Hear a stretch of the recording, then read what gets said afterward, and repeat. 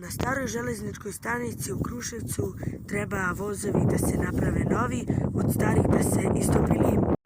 Pratilac vozova kaže da po voznom redu po svim šinama na železničkoj stanici idu vozovi, a stari vagoni treba da se istope metal i da se napravi novi.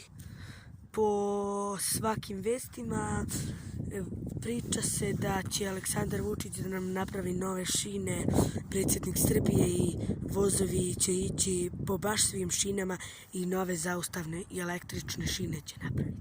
Železnička stanica Kruševca je stara, ali vredi, jer pravimo nove šine i nove vagone pomoću starih šina i starih vagona koje ćemo dobiti i električnu prugu da do Stalaća i Jagodine stignemo što pre.